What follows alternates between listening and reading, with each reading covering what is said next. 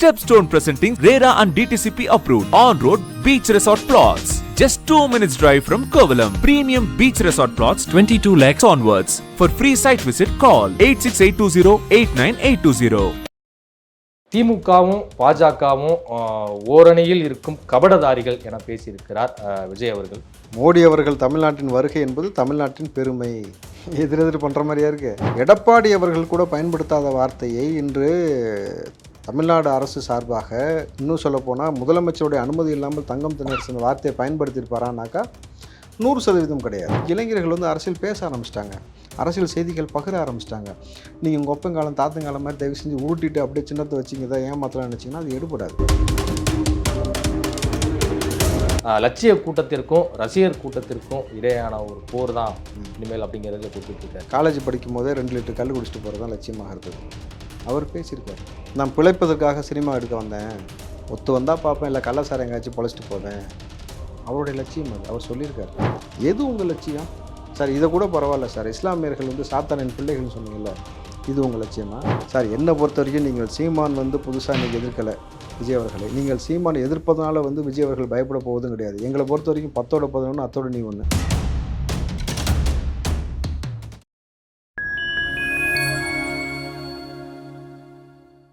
நான் உங்கள் செங்குவன். நம்ம சிறப்பு நிகழ்ச்சியில் நம்மோடு இணைந்திருக்கிறார் காங்கிரசின் ராவுத்தர் இப்ராஹிம் அவர்கள். வணக்கம். வணக்கம். எப்படி சார் இருக்கீங்க? நலமா இருக்குங்க. திமுகவும் பாஜகவும் ஓரணியில் இருக்கும் கபடதாரிகள் என பேசியிருக்கிறார் விஜய் அவர்கள். அவருடைய அறிக்கை என்பது தமிழ்நாட்டு அரசியல் களத்தில் சற்று பரபரப்பை ஏற்படுத்தி இருக்கிறது. ஏன் திமுகவும் பாஜகவும் இப்போ எதிரெதிர் சித்தாந்தங்களை தான், எதிரெதிர் கொள்கை கொண்ட ஒரு கட்சிகள் இப்போ எதிரெதிர் அரசியல் தான் வந்து பண்ணிட்டு இருக்காங்க.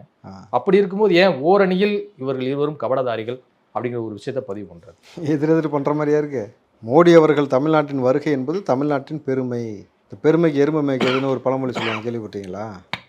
அதே போல் மோடி அவர்கள் தமிழ்நாட்டுக்கு வருவது தமிழ்நாட்டின் பெருமைனாக்கா, அப்போ நேற்று வரைக்கும் பிஜேபி என்பது மதத்தை வைத்து பிளவாடக்கூடிய அரசியல் செய்யக்கூடிய நபர்கள், உணவு கலாச்சாரத்தில் கை வைக்கக்கூடிய மோசமான அரசியல் செய்யக்கூடிய நபர்கள், மத வழிபாட்டில் கை வைக்கக்கூடிய மோசமான நபர்கள், இவர்கள் இந்த தேசத்தின் பாதுகாப்புக்கும் நலனுக்கும் இந்த தேசத்தின் ஒற்றுமைக்கும் குந்தகம் விளைவிக்கக்கூடிய இந்த பிஜேபி நம் நாட்டு மண்ணுக்கும் மக்களுக்கும் பேராபத்துன்னு சொன்ன திமுக, நாங்கள் பெரியாரை உள்வாங்கியுள்ளோம், பகுத்தறிவு சித்தாந்தத்தை பெற்றுக்கொண்ட நபர்கள்னு சொன்ன நீங்கள், மோடி வருகை என்பது தமிழ்நாட்டின் பெருமை என்று நீங்கள் பேசுகிறது அபத்தமாக இருக்குல்ல. நீங்கள் கதை வடிச்சிட்டு காலில் விழுந்துக்கங்க, என்னமோ பண்ணிட்டு போங்க. நான் பொதுவெளியில் வரும்பொழுது எடப்பாடி அவர்கள் கூட பயன்படுத்தாத வார்த்தையை இன்று தமிழ்நாடு அரசு சார்பாக இன்னும் சொல்லப்போனால் முதலமைச்சருடைய அனுமதி இல்லாமல் தங்கம் தென்னரசு வார்த்தையை பயன்படுத்தியிருப்பாரானாக்கா 100% கிடையாது. அப்போது மோடி எப்படி உங்களுக்கு பெருமை வாய்ந்த நபராக என்றைக்கு உங்களுக்கு தோற்றமளித்தார்? எப்போ இருந்து அந்த நிகழ்வு நடக்க ஆரம்பிச்சிது? டாஸ்மாக் ஊழல் வந்து பூதாகரமாகி யார் யாரை கைதாகிடுவாங்கன்ற ஒரு விஷயம் வெளியில் வந்து அதுக்கப்புறம் வேறு காம்ப்ரமைஸ்லாம் ஆச்சுன்னு உங்களை பற்றி பேசப்பட்ட பிறகு இது போன்ற சொற்களை நீங்கள் பயன்படுத்துகிறீங்க. திமுக காரனா யாருன்னு தெரியுமாடா? தொழில்துறை அமைச்சர் டிஆர்பி ராஜா. திமுக காரனா யாருன்னு தெரியுமாடா? லேஸாக வரலடா, லேஸில் வரலடா, மோடிக்கு பின்னாடி பம்மிக்கிட்டு ஒளிஞ்சிட்டு வரேன்டா, அவன் தான்டா திமுக காரன்ற மாதிரி நீங்கள் மேடைக்கு பின்னாடி போய் நிற்கிறீங்க. கரெக்டுங்களா? இன்றைக்கி பேச வேண்டியதானே தமிழ்நாட்டு நலன் சார்ந்த விஷயங்களை நீங்கள் வந்து மேடையில் வைத்து ஒரு கோரிக்கையாக வைக்கிறதுக்கு உங்களுக்கு சார், நீங்கள் பிரதமர் இருக்கும்பொழுது ஒரு கோரிக்கையை வச்சா உங்களை வந்து என்ன அந்த வாயிலே எதுவும் வெட்டிடுவாங்களான்னு? இல்லை, பிரதமர் வரும்பொழுது நீங்கள் டெல்லிக்கு போய் குத்த வச்சு நாங்கள் தமிழ்நாட்டு நலன் சார்ந்து பேசுகிறேன்னு சொல்கிற திமுக, பிரதமர் வரும்பொழுது பகிரங்கமாக இத்தனை ஊடகங்கள் இருக்கும் பொழுது இந்த பொது மேடைகள் வைத்து ஐயா தமிழ்நாட்டு நலன் சார்ந்து இந்த விஷயங்களை எங்களுக்கு ஏன் நீங்கள் செய்து கொடுக்கவில்லை, செய்து கொடுங்கள், செய்து கொடுத்தீர்கள் என்றால் எங்களுக்கு நல்லதாக இருக்கும், எங்கள் மக்களுக்குன்னு ஒரு கோரிக்கை அவர் முன்னாடி பேசுகிறதுக்கு ஒருத்தருக்கும் திராணி இல்லைனாக்கா, நீங்கள் வந்து இப்போ விஜய் அவர்கள் சொல்வது போல் நேரடியாகவே கூட்டணி வைத்திருக்கிறீர்கள், மறைமுகமாக இல்லை என்பது பட்டவத்தமாக இன்றைக்கி ஒவ்வொரு இடத்திலும் தெரியுதுன்னும் பொழுது, அப்போ எப்படி உங்களை வந்து நம்பி இந்த நாட்டை ஒப்படைத்து விட்டு அமைதியாக விட்டுட்டு போக முடியும்? அதற்காக தான் தளபதி விஜய் அவர்கள் உள்ள நீ களம் வந்திருக்கிறாரு. எதற்காக நம்ம பொறுத்து பார்த்தாச்சு சார். நீங்கள் 70 ஆண்டுகள் ஆயிடுச்சு சார், வறுமையை ஒழித்தோம்னு சொன்னீங்க. 2 கட்சியுமே கேட்குறேன், 2 திராவிட கட்சிகளும் வறுமையை ஒழிச்சிட்டுன்னு சொல்கிறீங்க. யார் குடும்பத்தில் ஒழிச்சிருக்கீங்கன்னா உங்கள் குடும்பத்தில், எங்கள் குடும்பத்தில் இல்லை. அதானே யதார்த்தமான உண்மையாக இருக்குது. இன்றைக்கும் வந்து ஒருவேளை உணவு இல்லாமல் இன்றைக்கு ஒரு நிகழ்வு நடக்குதுனாக்கா எவ்வளோ வேதனை உச்சம் சார் இது. ஏன்னா ஞாயிற்றுக்கிழமை நடந்த மேரத்தான் நிகழ்ச்சி மெரினாவில் நான் நேரடியாக பார்த்த காட்சி. நான் போகும்பொழுது ஒரு வயது முதிர்ந்த மூதாட்டி மெரினாவில் மேரத்தான் முடிஞ்சு வரக்கூடிய நபர்கள்ட்ட உணவுக்காக கையேந்து நிற்கிறாங்க. ஒரு வாலிப பையன் தனக்கு கொடுத்த உணவை கொடுக்குறான். அந்த அம்மா சாப்பிடுவாங்கன்னு அப்படியே வண்டியை ஓரங்கட்டி பார்த்துக்கிட்டே இருக்கிறேன். வேகமாக ரோடை கடக்க போகிறாங்க. என்னம்மா சாப்பிட்லையான்னு கேட்கும்பொழுது, இல்லை என் கணவர் வந்து உடம்பு முடியாமல் அங்கே படுத்துருக்கிறாரு, அவருக்கு கொடுக்கறதுக்கு போகிறேன். அப்போ உங்களுக்கு எங்களுக்கு இன்றைக்கி இது கிடைச்சதே பெருசு சாமி, அவங்க சொன்ன வார்த்தை. நம்ம சில உதவிகளுக்கு அப்புறம் செஞ்சோம்னாலுமே தமிழ்நாட்டின் தலைநகரம் கோட்டைக்கு அருகேல இன்றைக்கு ஒருவேளை உணவுக்கு வழி இல்லாமல் ஒரு தம்பதி இருக்கிறாங்கனாக்கா, நீ என்ன வறுமையை ஒழிச்சு கிழிச்ச? நீ யாசகம் எடுக்கக்கூடிய நபர்கள் இருக்காங்கல்ல, அவர்களுக்கு ஒரு நாளைக்கு மினிமமாக ஒரு 10 ரூபா 20 ரூபா கிடைக்காது? ஒரு நாள் முழுக்க கிடைக்குமா இல்லையா? சராசரியாக ஒரு 20 ரூபா கிடச்சினாக்கா அந்த தம்பதி வந்து வாழ்நாள் முழுக்க, அந்த ஒரு நாள் முழுக்க அவர்களுடைய உணவு தேவையை அம்மா உணவகம் மூலமாக பூர்த்தி செஞ்சுக்க முடியுமா முடியாதா? இப்போ உங்களுக்கு பிரச்சனை ஈகோ எங்கே இருக்குது? ஜெயலலிதா ஆரம்பித்து வச்சுட்டாங்க. அம்மா உணவகன்றது தானே பிரச்சனை தானே பாதி உணவகம் செயல்படாமல் கிடக்கிறது. அரசாங்க உணவகம் பேரை மாற்றிட்டு போக வேண்டியதானே? அதை துரிதமாக செயல்பட்டீங்கன்னாக்கா எவ்வளோ பேர் பசி இல்லாமல் போவாங்க. சார் நீ கோடி கோடியாக ஊழல் அடிக்கிறியா, கொலை பண்ணுறியாலாம் பாமரன் பார்க்க மாட்டான் சார். அவனுக்கு ஒரு வேளை உணவு தண்ணீர் இருக்கா, இருப்பிடம் இருக்கா, அவனை வந்து துன்புறுத்தாத ஒரு நல்ல இந்த அரசியல் இங்கே நடக்குது, அந்த சமூகத்தில் அப்படி ஒரு விஷயம் இருக்குனாக்கா கண்ணை மூடிட்டு உனக்கே காலங்காலமாக போட்டு போயிடுவான். இதை கூட செய்கிறதுக்கு வக்கு இல்லாமல் நீங்கள் உட்காந்துக்கிட்டு நாடகம் போட்டுக்கொண்டு பிஜேபி எதிர்ப்பதாக சொல்லிவிட்டு இன்றைக்கி அவர்களுக்கு ரெட் கார்டு பேர் விரித்து கேட்டால் நாங்கள் அரசு நிகழ்ச்சி மாண்பா கலந்துக்கிட்டோம். இதெல்லாம் வந்து என்ன ஆகிற பேச்சா இது? இல்லை, விஜய் அவர்களுக்கு அரசியலும் தெரியவில்லை, மரபும் தெரியவில்லை என பேசியிருக்கிறார் திமுகவின் செய்திப்பிரிவு செயலாளர் டி.கே. இளங்கோவன் அவர்கள். உங்களுடைய பதில் என்ன? இவர் அரசியல் டிப்போ தானே, இவர் தான் ஐடியா பண்ணி திமுகவுக்கு, கரெக்டுங்களா சார்? உங்களுக்கு அரசியல் தெரிஞ்சால் நீண்ட நெடிய அரசியல் கால பயணப்பட்டிருக்கீங்கல்ல, ஒரு சின்ன சின்ன விஷயங்கள் சமூகத்தில் எவ்வளோ பெரிய மாற்றத்தை ஏற்படும். உங்கள் முதலமைச்சர்கிட்ட சொல்லி இது வரைக்கும் நீங்கள் தமிழகத்திற்காக ஒரு மாறுதலை கொண்டு வந்த நிகழ்வு என்னன்னு சொல்லுங்கள் பார்ப்போம். அடிப்படை மக்களுக்கான பேசிக்கான விஷயத்தில் நான் அதை சொன்னேன் சார், முதலமைச்சர் செஞ்சுட்டா சார். ஏன்னா திமுக எவனும் கை காசை போட்டு செய்ய போகிறதில்ல, அரசாங்க நிதியிலிருந்து எடுத்து மக்களுக்கு நல்லது செய்யணும். 200 கோடி ரூபாய் எடுத்து ரோட்டில் போட்டு கார் ரேஸ் ஓட்டும் போது கம்மர் இருந்த குரூப் தானே நீங்களாம். இது மக்களுக்கு பயன் கொடுக்குறதா? இன்றைக்கி மழை பெஞ்சிக்கிட்டு இருக்குது, பருவநிலை மாற்றம் எப்போ எப்படின்னே தெரில. இன்றைக்கி விவசாயி வந்து ஆடை விற்று மாடை விற்று நகையை விற்று அவன் வந்து வட்டிக்கு கடன் வாங்கி வந்து விவசாயம் பண்ணுற நெல்லை முளைக்க போடுறீங்கள, அவன் வயிறு இருந்து சாபம் கொடுக்குறான்ல. எத்தனை பேருக்கு வந்து உணவாக போக வேண்டியது யாருக்குமே பிரயோஜனம் இல்லாமல் முளைச்சி போய் கிடக்கல. இதை கூட சரி செய்யாத அரசாங்கம் என்ன அரசாங்கம்? இப்போ நீங்களாம் வந்து விஜய்க்கு வந்து புத்திமதி சொல்ல வேண்டிய அவசியம் இல்லை. இவ்வளோ நீண்ட நெடிய காலமாக நீங்கள் வந்து அரசியல் இருக்கிறீங்க பொழுது இதை கூட சரி செய்யாத நபர்கள்லாம் வந்து நீ புதுசாக பாடம் எடுக்காத. ஏன்னா அவர் தனி கட்சி, தனி கொள்கை, தனி கோட்பாடுன்னு ஆரம்பித்து ஒரு பெரிய பாதையை உருவாக்கி லட்ச இளைஞர்கள் கையில் வச்சுருக்கிறாரு. இவருக்கு திமுக விட்டு வெளியில் போனால் அவருக்கு அடையாளமும் கிடையாது, அட்ரஸும் கிடையாது. அதனால் நீங்கள் ரொம்ப கடுமையாலாம் பேச வேண்டாம். பாஜக மாநில துணைத் தலைவர் கருண் நாகராஜன் அவர்கள் ஒரு கண்டன அறிக்கையை வந்து விஜய்க்கு எதிராக வெளியிட்டிருக்கிறார். என்ன அப்படின்னா, விஜய் உண்மையாகவே அந்த அறிக்கையை எழுதும்போது அவர் தான் எழுதினாரா, இல்ல வேறு ஒருவர் எழுதி கொடுத்து அதுல வந்து கையெழுத்து போட்டாரா, அதுல இருக்கிற விஷயம் என்னன்னு உங்களுக்கு வந்து தெரியுமா அப்படிங்கிறதுலாம் வந்து குறிப்பிட்டு பேசியிருக்கிறாரு. கங்கை கொண்ட சோழபுரத்தில் பிரதமர் அவர்கள் பங்கேற்றது ஒரு அரசு நிகழ்வு, மத்திய அரசும் மாநில அரசும் முன்னின்று நடத்தக்கூடிய ஒரு நிகழ்வு. இதை வந்து இவ்வளவு தூரம் நீங்க விமர்சிப்பாதா அப்படிங்கிறத கண்டனம் தெரிவிச்சிருக்கிறாரு. இந்த விஷயத்த எப்படி? ஒரு அரசு, ஒரு அரசாங்கம் யாருக்கானது? மக்களுக்கானது. அப்போ மக்களுக்கு நல்ல செயல் தானே சொல்கிறோம். இதுதானே பேசிக் கான்செப்ட்டு. இதையவே உனக்கு புரியல, நீ என்ன அரசியல் இருக்கிறவனால? அரசு நிகழ்வுன்னு சொல்கிறியே, அரசுன்றது எதுக்கு? எனக்காக தானே, என் மக்களுக்காக தானே. என் மக்களுக்கு பிரச்சனையான்னு நான் சொல்கிறேன். என் மக்களுக்கு உணவு இல்லை, தண்ணீர் இல்லை, ஏர்போர்ட்டுக்காக வந்து விவசாய நிலத்தை கை வைக்கிற, சாதினாலும் சாராயத்தினாலும் இங்கே வந்து 2 பக்கமும் பிளவாட கண்டுட்டு இருக்குது. என் மக்களுக்கு வந்து வாழ்வாதாரம் இல்லை, வேலை வாய்ப்பு இல்லை, அரசாங்க ஊழியர்கள் போராடுறாங்க, உங்கள் குடும்பத்தில் சொத்து கூடிக்கிட்டே இருக்குது, நம்ம தமிழ்நாட்டு மக்கள் மீது இருக்கக்கூடிய வரிச்சுமை ஏறிக்கிட்டே போகுது, நீங்கள் பாட்டு கடன் வாங்கி வச்சுட்டு எனக்கு என்ன உட்காந்துருக்கிறீங்க, மாதமான கரண்ட் பில் கட்ட முடியல, பெரிய சிக்கலாக இருக்குதுன்னு சொல்கிறோம். இதை புரிஞ்சிக்க முடியாமல் எழுதுனாங்களா, கூட உட்காந்து இவர் கையெழுத்து போட்டாரா? எங்கள் அப்பா எவ்வளோ பெரிய விஞ்ஞானி பாருங்களா எல்லாரும். இவங்கெல்லாம் அரசியல் விஞ்ஞானிகள். இவர்களை நம்ம என்ன சொல்கிறது சொல்லுங்கள்? நீங்கள் வந்து சார் அரசியலுக்காக என்ன வேணாலும் பேசலான்றதெல்லாம் இன்றைக்கி வந்து எடுபடா சார். இன்றைக்கி இளைஞர்கள் வந்து அரசியலுக்குள்ளே வந்துட்டாங்க. அவன் ஒரு படத்தில் ஏதோ ஒரு இடத்துல ஒரு சின்ன டாட் வச்சுட்டு போகிறத டீகோட் பண்ணி அதை பற்றி ப்ரீஃபாக எக்ஸ்பிளைன் பண்ணுறான். எவ்வளோ வந்து இன்றைக்கி வந்து இளைஞர்கள் ஒவ்வொரு விஷயத்தையும் கவனிக்கிறாங்கன்றது. இன்றைக்கி இளைஞர்கள் வந்து அரசியல் பேச ஆரம்பிச்சிட்டாங்க, அரசியல் செய்திகள் பகிர ஆரம்பிச்சிட்டாங்க. நீங்கள் உங்கள் ஒப்பங்காலம் தாத்தங்காலம் மாதிரி தயவு செஞ்சு உருட்டிட்டு அப்படியே சின்னத்தை வச்சிங்க தான் ஏமாற்றலாம் நினச்சிங்கன்னா அது எடுபடாது. ஒரு அரசாங்கம் என்பது அரசு நிகழ்வு எதுவாக இருந்தாலும் அது மக்களுக்கானது. நான் ஒரு ஃபோட்டோ காட்டுறேன் பாருங்கள். ராஜராஜ சோழன் சமாதி யுகான் பாருங்க, யுகான் கீழே இருக்கிறது, மேலே இருக்கிறது கலைஞரின் சமாதி. என் நாட்டுக்காக, மண்ணுக்காக, மொழிக்காக, இனத்திற்காக போராடிய ராஜராஜனுடைய சமாதி ஒரு ஷீட்டு போட்டு எந்த காலத்தில் எப்படி பராமரிக்க முடியாமல் ஒரு வழி இல்லாமல் இருக்குது. கலைஞருடைய சமாதி எத்தனை கோடியில் யார் விட்டு பணம்? இந்த பணம் வந்து ஸ்டாலின் கை காசு போட்டு கட்டினார் சொல்லுங்கள் பார்ப்போம். அவங்கள செஞ்சாங்க. ஏன் வரி பணம்? கரெக்டுங்களா? நம்ம வரி பணம். நம்ம வரி பணத்தை எடுத்து உங்கள் ஒப்பனுக்கு பயங்கரமாக ஐயாப்பா உயிரோடு வாழும்போது கூட இவ்வளோ பெரிய மாட மாளிகையில் வாழ்ந்துருப்பாரான்னு தெரிலங்க. கரெக்டுங்களா? அதை விட இவ்வளோ பிரம்மாண்டமாக நீங்கள் எடுத்து செலவு பண்ணுறீங்கன்னும் பொழுது இதைத்தானே கேள்வி கேட்குறோம். நீங்கள் ராஜராஜ சோழனுக்கு நிகழ்ந்து அந்த இதுக்கு அதில் கலந்துக்கிட்டு இதில் கலந்துக்கிட்டு தயவுசெய்து உருட்டாதீங்க. மக்களுடைய வழி மொழி புரியலான்ட்டே கேள்வி கேட்போம். கேள்வி கேட்டால் தர்க்க ரீதியாக அறிவுபூர்வமாக பதில் சொல்லுங்கள். யாரோ எழுதி கொடுத்தாங்க, யாரோ கையெழுத்து போட்டாங்க, அப்படியே கருணாகராஜ் அப்படியே தவில் புலவர் உட்காந்து பயங்கரமாக எழுதிட்டு வராமா? வாங்க 2 பேரும் கூட உட்காந்து பேசுவோம், எழுதுவோம். எழுதுறதுல பேசுறதுல எனக்கும் பயங்கர ஆற்றல் இருக்குது. வாங்க பேசி 2 பேரும் வந்து ஒரு விஷயத்தை குறித்து ஸ்பான்டினியஸாக பேசுவோமா, சொல்லுவோமா? 3 நிமிஷம் 30 நிமிஷம் கதை விட்டீங்களா? விஜய் பேசல, நான் பேசுகிறேன், 3 மணி நேரம் கூட பேசுகிறேன். வா பேசுவோம். அரசியல் பேசுவோம், சமூகத்தை பற்றி பேசுவோம், கவிதைகள் பேசுவோம், இலக்கியங்கள் பேசுவோம். நான் ரெடியான்னு கேட்டு சொல்லுங்கள், பார்த்துக்கலாம். இப்போ ஒருவேளை எதிர்காலத்தில் ஆளுங்கட்சியாக தாவேக்கா அந்த இடத்துல உட்காருன்னு வச்சுக்கோம். ஸோ அப்படி பார்க்கும்போது ஆளுங்கட்சி ஆன பிறகு அப்போ அமைச்சர்களோ முதல்வரோ ஒரு மத்திய அரசுடன் இணக்கமான ஒரு போக்கை தான் கடைபிடித்தாக வேண்டிய தேவை இருக்கு. ஒரு அரசு விவகாரங்கள் அப்படின்னு சொல்லி வரும்போது ஸோ அந்த டைம் வந்து விஜய் இதெல்லாம் தவிர்த்துருவாரா? சென்ட்ரல் கவர்மெண்ட்ல யார் உட்காந்தாலுமே யார் உட்காந்தாலும் உங்களுக்கு வந்து இப்படி புகழாரம் சூடி பம்பிக்கிட்டு செய்ய வேண்டிய வேலை இல்லை. ஏன்னா எங்கள்கிட்ட ஊழல் இல்லை. கரெக்டுங்களா? எங்கள்கிட்ட ஊழல் இல்லை. உங்கள்கிட்ட அடிபணிஞ்சு கூணு கும்பிடு போட வேண்டிய அவசியமும் இல்லைன்றது யதார்த்தமாக இருக்கும் போது ஒரு பிரதமர் வாங்க ஒன்றும் பிரச்சனை இல்லை.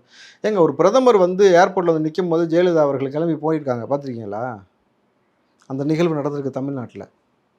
ஒரு பிரதமர் வந்த பொழுது ஏர்போர்ட்டில் அவங்க ரிசீவ் பண்ணி முடிச்சுட்டு திமுக வரிசையை லேட் பண்ணிட்டு இருக்கும்போது அவங்க பாட்டு கிளம்பி போயிட்டே வந்துட்டாங்க.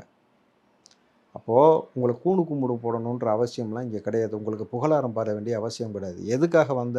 இதுக்காக தானே வந்தீங்க, வாங்க திறந்து வைங்க போங்க, முடிஞ்சு போச்சு. இல்லை தமிழ்நாட்டுடைய முதலமைச்சராக இதை திறந்து வைக்கக்கூடிய முழு உரிமையும் எனக்கு இருக்குன்ற பட்சத்தில் நானே திறந்து வச்சுட்டு போகிறேன். உங்களை ஏன் சும்மா கூப்பிட்டு டிஸ்டர்ப் பண்ணிக்கிட்டு? ரொம்ப சிம்பிளான கான்செப்ட், இவ்வளோ தான். சமீபத்தில் நாம் தமிழர் கட்சியின் தலைமை ஒருங்கிணைப்பாளர் சீமான் அவர்கள் ஒரு கூட்டத்தில் பேசும்போது ஒரு விஷயத்தை குறிப்பிட்டு பேசினார். லட்சிய கூட்டத்திற்கும் ரசிகர் கூட்டத்திற்கும் இடையான ஒரு போர் தான் இனிமேல் அப்படிங்கிறதுல குறிப்பிட்டிருக்காரு. இது டைரெக்டாக விஜய் மீதும் தாவேக்கா மீதுமான அட்டாக் தான் அப்படின்னு சொல்லிட்டு டிவிகே தொண்டர்கள் நிறைய பேர் வந்து கிரிட்டிசைஸ் பண்ணிட்டு வராங்க. இந்த விஷயத்தை நீங்கள் எப்படி பார்க்குறீங்க? இல்லை, அண்ணன் சொன்னதில் எந்த தவறும் இருப்பதாக நான் பார்க்கல. லட்சிய கூட்டத்திற்கும் என்ன சொன்னார்? ரசிகர் கூட்டத்திற்கு தான் போர். ஒவ்வொரு தலைவனையும் ரசித்த பிறகுதான் அவன் வந்து அவர்களை நேசித்து அவர்கள் வழியில் போகிறாங்க. அண்ணனுடைய லட்சியம் என்ன தெரியுமா? காலேஜ் படிக்கும் போதே 2 லிட்டர் கல் குடிச்சிட்டு போகிறது தான் லட்சியமாக இருந்தது. அவர் பேசியிருக்காரு. இந்த லட்சியத்தை தான் மாணவ பிள்ளைகள் மத்தியில் விதைக்க விரும்புகிறீங்களான்னு கேள்வி கேட்டால் நீங்கள் என்ன பதில் சொல்லுவீங்க? நான் பிழைப்பதற்காக சினிமா எடுக்க வந்தேன், ஒத்து வந்தால் பார்ப்பேன், இல்லை கள்ளசாரம் எங்கேயாச்சும் பொழைச்சிட்டு போவேன். அவருடைய லட்சியம் அது, அவர் சொல்லியிருக்காரு. கரெக்டுங்களா? அப்போ இதை நம்ம எப்படி எடுத்துக்கலாம்? சொல்லுங்கள். அண்ணனுடைய லட்சியம் என்ன என்பதை வந்து ரொம்ப தெளிவாக சொல்லிட்டாருன்னா ஈஸியாக போயிடும். தமிழ் தேசியம்ன்றீங்க, தமிழ் தேசியத்தை பற்றி மட்டுமே இது வரைக்கும் தமிழகத்தில் பேசியிருக்கீங்களா? பெரியாரை தூக்கி உயர்வாக பேசியதும் நீங்கள் தான், பெரியாரை மிக கேவலமாக பேசியதும் நீங்கள் தான். எது உங்களது லட்சியம்?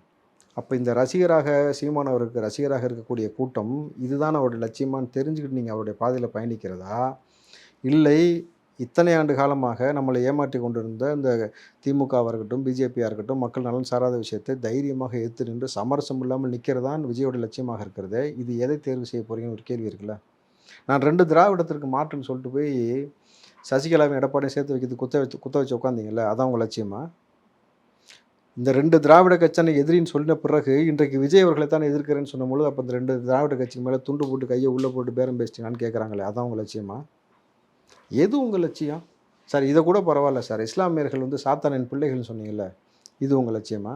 சரி, பெருவாரியாக நீங்கள் எந்த மதத்தை வேணால் வழிபட்டு போங்க, உங்களுடைய உரிமை. பெருவாரியாக இங்கே வந்து எல்லோரும் வணங்கக்கூடிய சிவனை வந்து சிவனை வந்து காம கொடுரன், பார்வதியை வந்து ஊத்தமுண்டன் நீங்கள் பொதுவெளியில் பேசியிருக்கீங்கல்ல, இது உங்கள் லட்சியமா? ஒட்டுமொத்தமாக சமூகத்தை வந்து பிளவாடக்கூடியதும் அவங்க மனசை வந்து காயப்படுத்துவதும், கள்ளசாராய மரணத்தினால எவ்வளோ பெரிய உயிரிழப்பு தொடர்ச்சியாக தமிழ்நாட்டில் நடந்து கொண்டே இருக்கிறது வரலாறு உங்களுக்கு தெரியும். ஒரு இறப்பு ஒரு குடும்பத்துடைய தலையெழுத்தை மாற்றிவிடும். அந்த குடும்பத்தில் இருக்க தகப்பனை இழந்துட்டு அவங்க வறுமையான குடும்பம் தான், அவனுக்கு கல்வி கிடைக்காம அவனுடைய பொருளாதார சூழலுக்காகவும் அவருடைய உணவு தேவைக்காகவும் படிப்பை நிப்பாட்டிட்டு எவ்வளோ பேர் கூலி வேலைக்கு போயிட்டு கல்வி என்பது எட்டாக்கனியாக போய்கிட்டு இருக்கக்கூடிய அந்த கள்ளச்சாரத்தை காய்ச்சி பொழைச்சிப்பேன்னு சொல்கிற ஒரு நபர் எப்படி ஒரு மாபெரும் தலைவருடைய இது எந்த கூட்டத்தில் பேசியிருக்காரு, எடுத்து பாருங்களேன். இல்லை, கல் எங்கள் உணவு, கல் எங்கள் உரிமைன்னு தானே சீமான் பேசியிருக்காரு. நான் காலேஜ் அதற்கான படிச்சுட்டு போராட்டங்களை போகும்போது- முன்னெடுக்கிறார். அது இன்னைக்கு சார், அது இப்போ காட்டின குரலி வித்த. நான் சொல்கிறது பழசு. நான் 2 லிட்டர் கல் குடிச்சுட்டேன் போவேன்னு சொன்னது இருக்கட்டும், ஒத்து வந்தால் பார்ப்பேன், இல்லாட்டி சினிமா வந்து கலாச்சாரம் காய்ச்சி பழச்சிட்டு போவேன். இருக்குது, தரவுகள் இல்லாமல் நான் பேச மாட்டேன் எப்போவுமே. புரியுதுங்களா? அப்போ எது சீமான் அவருடைய லட்சியமாக இருக்கிறது? நீங்கள் விஜய் அவர்களை எதிர்க்கக்கூடாதுன்னு யாருமே சொல்லலை சார். இந்த களம் என்பது அரசியல் களத்தை பொறுத்த வரைக்கும் இது யுத்த களம், ரத்த களம் கிடையாது, யுத்த களம். நிச்சயமாக யார் வேணாலும் கருத்தியல் ரீதியாக மோதிக்கொள்ளலாம், உங்களுடைய கருத்தை எடுத்து வைக்கலாம், என்ன வேணாலும் செய்யலாம். இங்கே எல்லா தார்மீக உரிமையும் உங்களுக்கு இருக்கணும் பொழுது இதை செய்து கொள்ளுங்கள், ஒன்றும் பிரச்சனை கிடையாது. ஆனால் அதை நீங்கள் வந்து நம்ம இன்றைக்கி ஆட்சி அதிகாரத்தில் இருக்கக்கூடிய நபரை இதை வந்து கேள்வி கேட்டு அவர்களை இங்கேருந்து அப்புறப்படுத்த வேண்டிய வேலை செய்வதை விட்டுவிட்டு, எந்த ஊழலும் செய்யாமல், எந்த கனிம வள திருடும் செய்யாமல், எந்த சொத்து வந்து முறைகேடாக அரசாங்க பணத்திலிருந்து கையாளாமல், மக்களுக்காக மக்கள் நலனுக்காக புதுசாக கட்சி ஆரம்பித்த ஒரு நபரை டார்கெட் பண்ணிவிட்டு, ரஜினி வரும்போது இப்படி பேசுனீங்க, விஜயகாந்த் வரும்போது கெண்டக்கால் மயிருக்கு சமமாவாரா விஜயகாந்த்னு பேசுனீங்க, கரெக்டுங்களா? அவர் இறந்ததுக்கப்புறம் அப்புறம் போய் நல்ல மாதிரி போய் ஒப்பாரி வச்சுட்டு அவரை போல் ஒரு மாமனிதரை பார்த்ததில்லை நீங்கள். புரிஞ்சா உங்களுக்கு? இன்றைக்கி நீங்கள் விஜயை வந்து இப்படி பேசுகிறீங்க. கேட்டால் நீங்கள் மட்டும்தான் தமிழன், உப்பு போட்டு சாப்பிட்றேன்றீங்க. மிச்சமெல்லாம் யார்? நீங்கள் எந்த சித்தாந்தத்தில் பயணிக்கிறீங்கன்னு அண்ணன் சீமான் முதல்ல தெளிவாக விளங்கி கொண்டு கருத்தியல் ரீதியாக மோதுங்கள். விஜயோடு நீங்கள் மோதக்கூடாதுன்னே சொல்லலை. வாங்க, ஏன்னா எங்களுக்கு என்ன தேவைனாக்கா, அந்த ஒரு படத்தில் வடிவேல் வந்து மேகலைன்னு ஒரு பிள்ளை தங்கச்சியாக வச்சுருப்பாப்புல, அதை பொண்ணு கேட்குறேன்னு சொல்லிட்டு செந்திலும் கவுண்டமணியும் மாறி மாறி வந்து நான் ஒரு முள்ளவாரி, நான் ஒரு முடிச்ச வைக்கணும் மாறி மாறி பேசும்பொழுது 2 பேரும் மாறி மாறி எவ்வளோ உண்மையை சொல்கிறாங்க பார்த்தியான்னு சொல்லி வடிவேல் வந்து பெருமைப்படுவார். அதுபோல் வந்து திமுகவும் அதிமுகவும் மாறி மாறி உங்களுக்குள்ளே அடிச்சுக்கங்க. அதே மாதிரி உள்ள சீமான் நீங்கள் பேசுனீங்கன்னா உங்களை பற்றி மாறி மாறி நீங்கள் சொல்லும் பொழுது மக்களுக்கான ஒரு புரிதல் ஏற்படும். நீங்கள் இவ்வளோ ஊழல் பண்ணுறீங்க, நீ இவ்வளோ ஊழல் பண்ணுறீங்க, நீ இவ்வளோ திருடுக்கு, நான் அவ்வளோ திருடுக்கு, உன் மேலே இவ்வளோ வழக்குன்னும் பொழுது ரொம்ப எளிமையான விஷயத்தை நீங்கள் விஜய்க்கு ஏற்படுத்தி கொடுக்குறீங்க, அந்த பாதையை. புரியுதுங்களா சார்? என்னை பொறுத்த வரைக்கும் நீங்கள் சீமான் வந்து புதுசாக இன்றைக்கி எதிர்க்கலை விஜய் அவர்களை. நீங்கள் சீமான் எதிர்ப்பதனால வந்து விஜய் அவர்கள் பயப்பட போவதும் கிடையாது. எங்களை பொறுத்த வரைக்கும் 10ஓட 11 அத்தோட நீ ஒன்று. ஏற்கனவே எங்களை வந்து அத்தனை பேர் எதிர்க்கலாம், கூட நீயும் சேர்ந்துக்கிட்டே, இவ்வளோ தானே அப்படின்ற மாதிரி பார்த்துட்டு போயிடுவோம். பட் தர்க்க ரீதியாக மக்கள் மத்தியில் எடுத்து வைக்கக்கூடிய கருத்துக்கு எதிர்கருத்து வைப்பதற்கு உங்கள்கிட்ட என்ன இருக்குன்னு ஒரு கேள்வி இருக்குல்ல. நாங்கள் வந்து என்ன நல்ல விஷயத்தெல்லாம் மேற்கொள்ள முடியும்னு ஒரு விஷயத்துல சித்தாந்தமா சினிமாவா ஒரு கை பாத்திரலாம் அப்படிங்கிற மாதிரிலாம் இப்போ பதிவிடுறாங்க, பேசுகிறாங்க. சித்தாந்தமாக சினிமாவா ஒரு கை பார்த்து விடலாம்னு சொல்லிட்டு அவர் பேசுவது எனக்கு ஒன்றும் பெரிய ஆச்சரியத்தெலாம் ஏற்படுத்தலை. ஏன்னா அது அவருக்குள்ளேயே எழுப்பிக்கிற கேள்வி தானே. அவரும் சினிமாக்காரு, அவர் சித்தாந்தம் வச்சுருக்கேன்றாரு. தன்னைத்தானே பரிசோதனைக்கு உட்படுத்துவதற்காக பயன்படுத்தக்கூடிய வார்த்தை கூட. அவர் தான் வந்து இந்த வேல்முருகன்லாம் உள்ள சினிமாக்குள்ளே இழுத்து விட்டு டான்ஸ்லாம் ஆட வச்சார். பையப்பா வேறு லெவலில் செஞ்சார். அந்த மாதிரி இந்த சினிமாக்காரர்கள்லாம் ஒன்று சேர்ந்து தானே உட்காந்துருக்கீங்க. அதாவது இது எப்படி நான் பார்க்குறேன்னா, இன்றைக்கி நான் காலையில் வந்து பேட்டி கொடுக்க வரும்பொழுது இந்த களத்தை பற்றி மாறி மாறி நடந்துக்கிறத பற்றி எனக்கு ஒரு சில வரிகள் தோணின உடனே வண்டியை ஓரம் கட்டிட்டு அப்படியே எழுதினேன். சொல்கிறேன், அதை படித்த போது மக்களுக்கு ரொம்ப எளிமையாக புரியும்னு நினைக்கிறேன். முகமூடி விற்பனைக்கு தடை செய்ய வேண்டும். முகமூடி விற்பனைக்கு தடை செய்ய வேண்டும். எளிதில் கிடைப்பதால் எத்தனை கதாபாத்திரங்கள் என் கண்முன்னே தோன்றுகிறது. நடிகர்களாக மாறி கிடக்கக்கூடிய இந்த சமூகம் வீடாளுவதிலிருந்து நாடாளுவது வரை பல நாடகங்களை அரங்கேற்றி கொண்டே இருக்கிறார்கள். தத்ரூபமாக நடிப்பதும் தனித்துவமாக தெரிவதும் என்று பல முகமூடிகளை அணிந்து கொண்டு நம் முன்னே நாடகம் ஆடிக்கொண்டே இருக்கிறார்கள். இதில் வேடிக்கை என்னவென்றால், இவர்கள் அணிந்திருந்த அத்தனை முகமூடியும் எனக்கும் விற்பனைக்கு வந்தது. இவர்கள் அணிந்திருக்கக்கூடிய அத்தனை முகமூடியும் என்னிடமும் விற்பனைக்கு வந்தது. நான் தான் மறுதளித்து விட்டேன். ஏன்னா என்கிட்டயே அந்த முகமூடிலாம் கொண்டு வந்தாங்க. நம்மளை அழைக்காத கட்சியும் கிடையாது, நம்மள்கிட்ட பேசாத பேரமும் கிடையாது. அப்படின்னும் பொழுது நான் வேணான்ட்டு விலகி நிற்கும் பொழுது இப்போ இவங்கெல்லாம் ஆளாளுக்கு ஒரு முகமூடி போட்டு நடிக்கிறாங்கல்ல, அதை பார்க்கும்போது எனக்கு எவ்வளோ வேடிக்கையாக இருக்கும் சொல்லுங்கள் பார்ப்போம். யதார்த்த அரசியல் களத்தில் இவங்கெல்லாம் வந்து பெரிய நடிகர்களாக மாறிக்கொண்டு நம்மளை வந்து ஒரு நடிகனுக்கு எதிராக நாங்கள் வந்து பயங்கரமாக சித்தாந்தம் பேசுகிறோம், பகுத்தறிவு பேசுகிறோம், அதெல்லாம் கிடையாது சார். களத்தில் வந்து நிற்கும் பொழுது நீ என்ன திருடுக்க என்ன திருடல, ஒவ்வொரு மாவட்டத்தில் ஒவ்வொரு மாவட்ட செயலாளரையும் ஒவ்வொரு எம்எல்ஏவாலையும் ஒவ்வொரு கட்சினாலையும் இது நாள் வரைக்கும் பாதிப்பு எவ்வளோலாம் ஏற்பட்டிருக்கிறது, எதை அவர்கள் சரி செய்தார்கள், எதை அவர்கள் சரி செய்யவில்லை, இத்தனை ஆண்டு காலமாக இந்த போதை கலாச்சாரத்தால் எவ்வளோ மாணவ பிள்ளைகள் பாதிக்கப்பட்டிருக்கிறார்கள், எத்தனை குடும்பங்கள் நிர்கதியாக இருக்கிறது, எத்தனை கனிம வளங்கள் இயற்கை வளங்கள் திருடப்பட்டிருக்கிறது, இந்த சமூகத்திற்கான மாற்றத்தை யார் இது வரைக்கும் கொண்டு வந்திருக்கிறார்கள். 70 ஆண்டு காலமாக மாறியும் யாரும் எந்த வறுமையும் ஒழிக்காமல் இன்றைக்கும் ஒரு வேளை உணவு இல்லாமல் மக்களையும் இங்கே இருக்கக்கூடிய இருக்கக்கூடிய விலங்கினருக்கும் உணவு இல்லாமல் ஒவ்வொரு முறை வந்து இப்போ உணவு பஞ்சம் ஏற்படுவதும் தண்ணீர் பஞ்சம் ஏற்படுவதும் தொடர்ச்சியாக இருக்கக்கூடிய இந்த விஷயத்தை யாரும் மாற்றுவதற்கு எந்த முயற்சியும் எடுக்காமல் இங்கே ஆளக்கூடிய பிஜேபிக்கு பல்லாக்கு தூக்குவதும் இது போன்ற விஷயங்களை செய்து கொண்டிருக்கிறார்களே, இவர்களை எப்படி இங்கேருந்து அப்புறப்படுத்த போகிறோம்? நம்ம வந்தோம்னா எவ்வளோ புதிய கல்வி முறையில் கொண்டு வரப்போகிறோம்? எவ்வளோ தற்சார்பு முறையை அறிமுகப்படுத்த போகிறோம்? எத்தனை மாவட்டத்தில் எவ்வளோ தொழில் வளங்கள் அழிந்து போயிருக்கிறது? எவ்வளோ இடத்துல சிறு குறு தொழில்கள் நலிவடைந்து கிடைக்கிறது? இதை எப்படி சரி செய்ய போகிறோம்ன்ற இந்த சித்தாந்தத்தை நம்ம எடுத்து வைக்க போகிறோம். அரசியல் தலைவர்களை மழுங்கடித்து விட்டு ஒரே தலைவராக கலைஞரை மற்றும் இங்கே திமுக காட்டிக் கொண்டிருக்கிறது. இங்கே இருக்கக்கூடிய வரலாற்று இருக்கக்கூடிய எல்லா தலைவர்களையும் அந்தந்த சில கட்சி தன்னுடைய சுயலாபத்திற்காக அவர்களை இழிவுபடுத்தக்கூடிய பேச்சுக்களையும் தொடர்ச்சியாக சமூகத்தில் பார்க்க முடிகிற பொழுது எதை மாற்றுவதால் இந்த சமூகத்தில் மாற்றம் ஏற்படும், யாரை இங்கிருந்து அப்புறப்படுத்துவதால் மாற்றம் ஏற்படும்ன்றதான் டிவிக்கு வந்து சொல்ல போகிற பொழுது இந்த தர்க்கத்து ரீதியாக பண்ணுவதற்கு நீங்கள் தயார்னாக்கா தயார். அதை விட்டுட்டு மற்றபடி நமக்கு சீமானண்ணன் யாரை பேசினா நமக்கு என்ன? இதுவரை உங்கள் பல்வேறு கருத்துக்களை எங்களோடு பேருந்தமைக்கு மிக்க நன்றி சார். நன்றி.